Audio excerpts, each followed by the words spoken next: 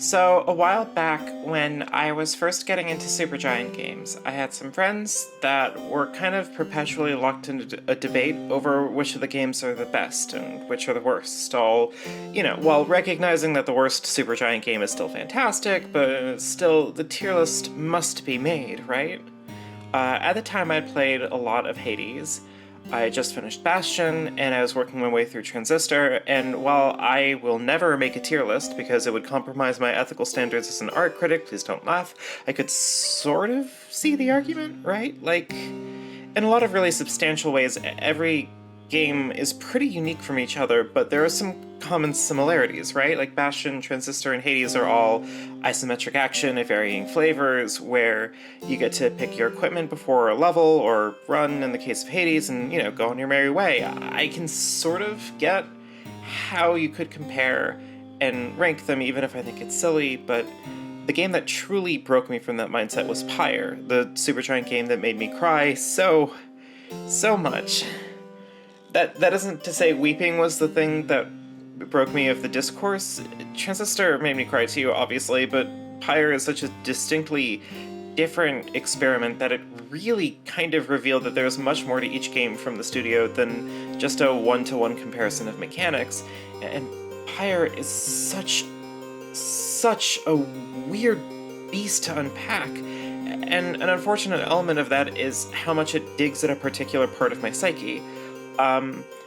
At the time of writing this, I still haven't gotten the courage to go back and record the footage for this game, because I'm honestly a little nervous about returning to that place emotionally. But I do have to eventually stop meandering. So, let's unpack this beast. I'm actually going to start off at a weird angle, and talk about why Pyre can be seen as a bit of a weird, almost offshoot from your regular Supergiant affair, in that it is shooting for a very specific kind of diegetic sensibility.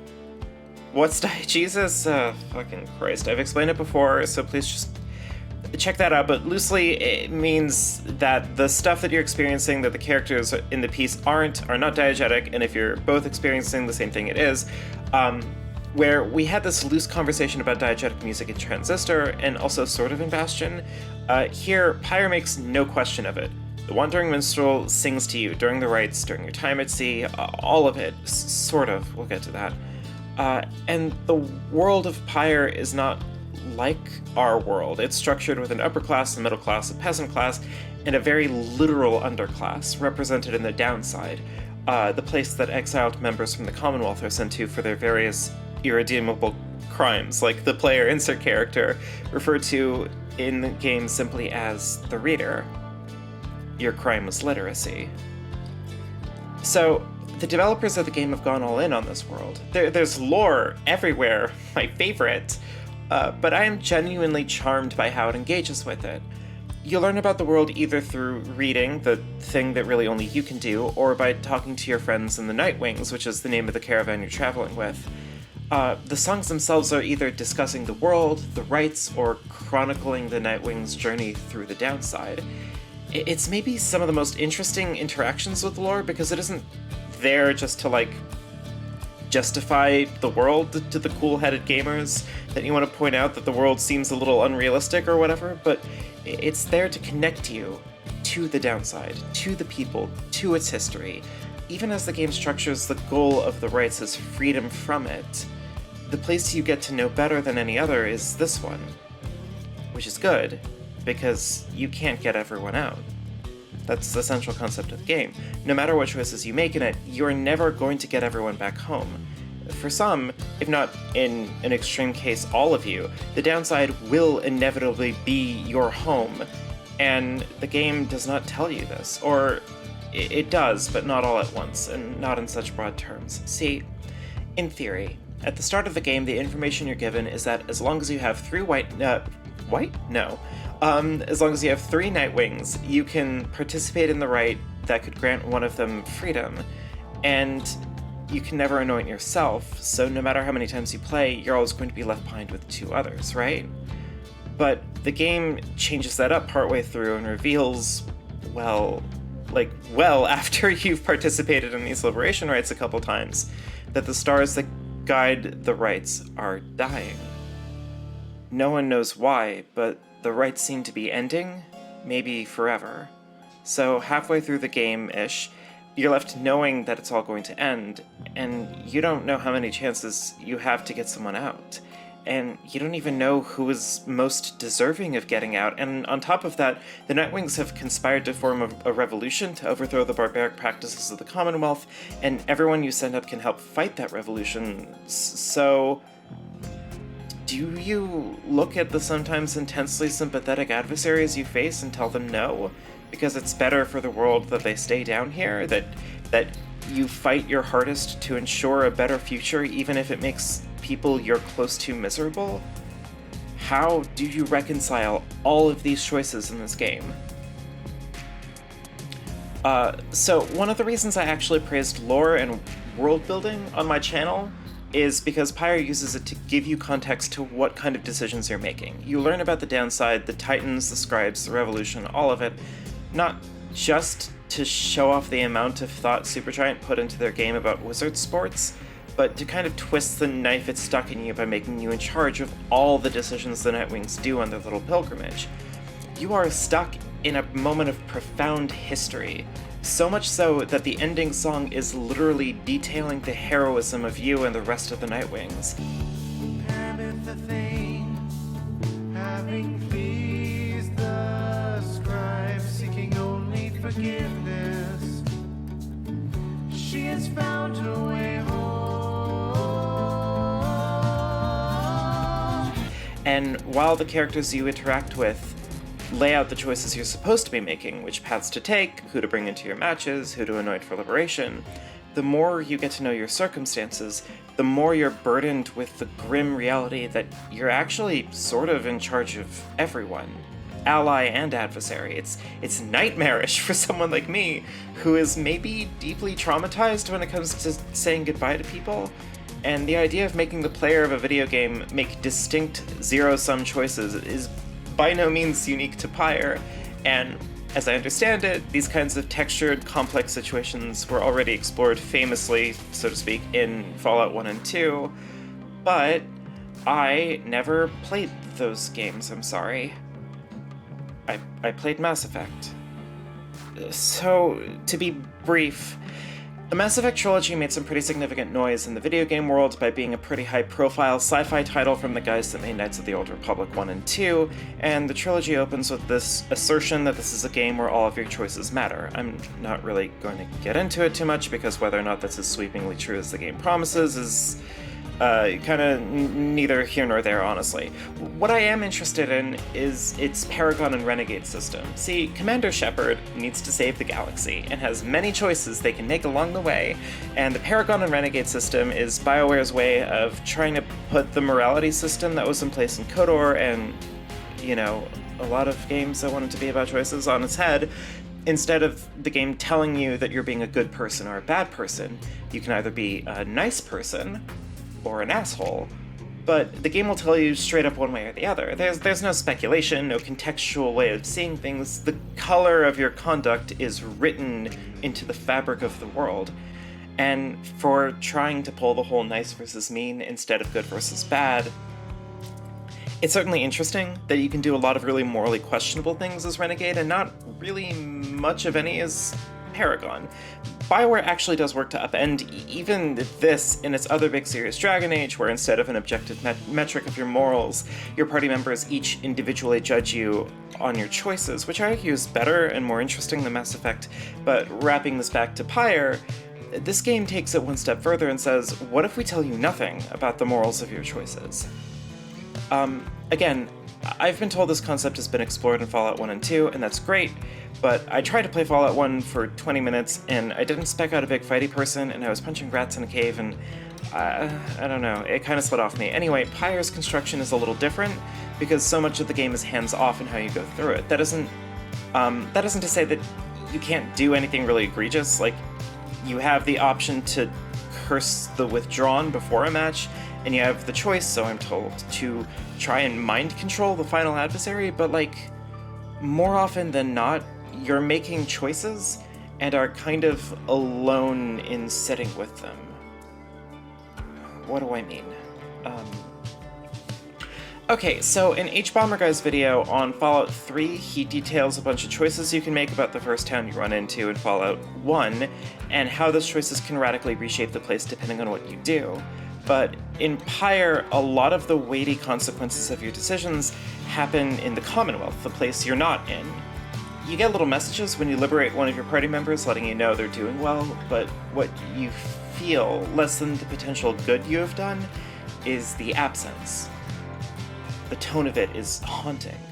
Sitting around, looking at left behind possessions of your now gone teammates, everything you've been learning about the Commonwealth makes it sound like kind of a cruel place, benefited only by having better living conditions than the harsh lands of the downside. Your pilgrimage has mostly been making do, scrounging for means to get by day. A hardship is a constant companion to everyone down here, so you can just hope that maybe you've given the people you care about something better. This is what I mean by the choices and their weight in this game. As much as you will inevitably be among friends, no matter how successful or otherwise you are in their rights, your choices are things to ruminate on by yourself.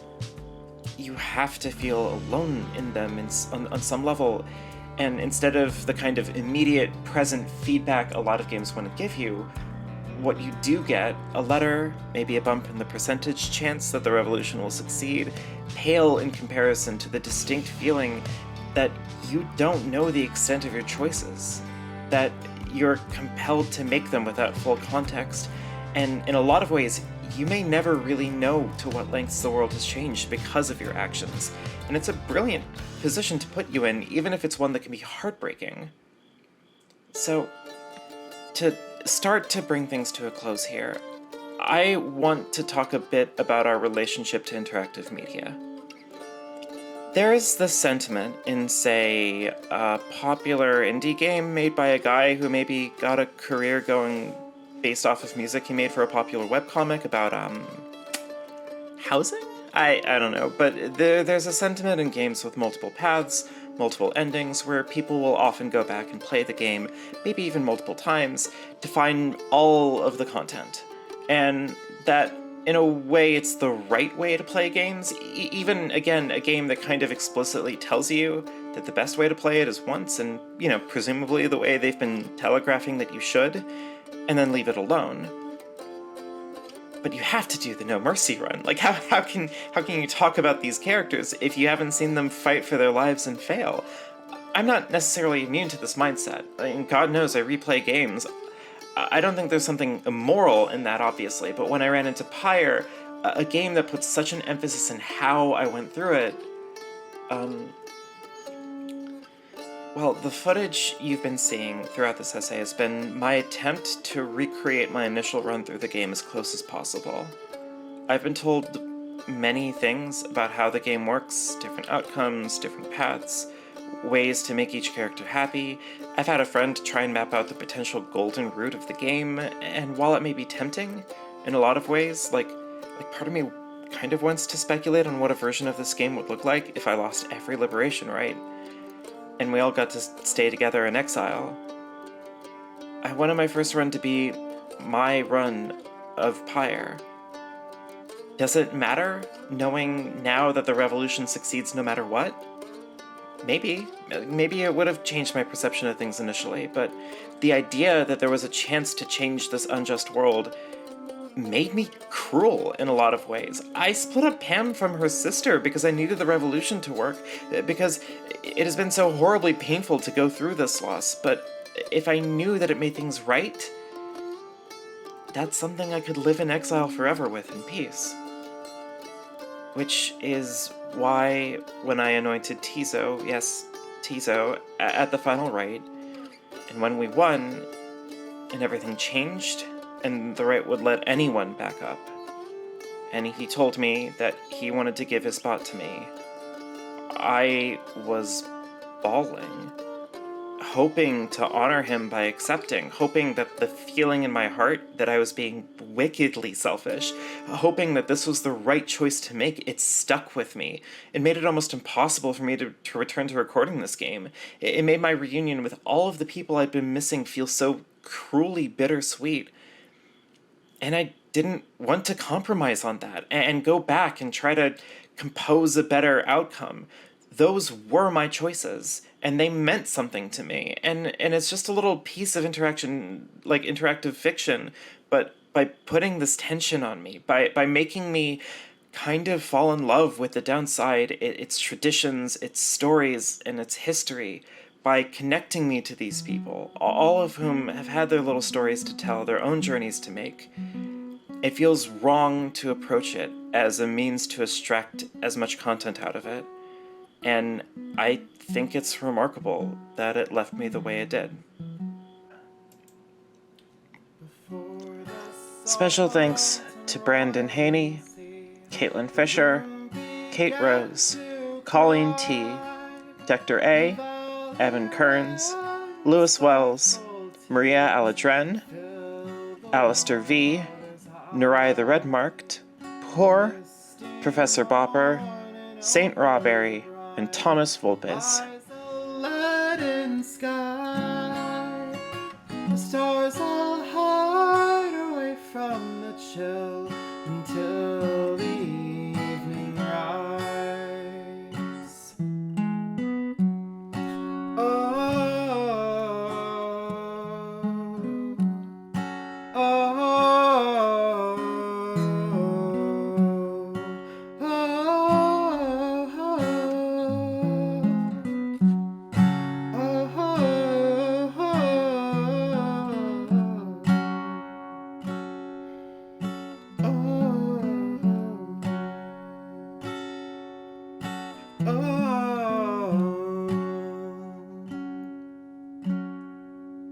the place where Plurna scuttled her foe, the doomed ship still resides. The Titan manor and on its prow, forsaken by the tides. In death she leaves her stain on the place, the tempest never dies. The final throbs and shivers and shakes 1,000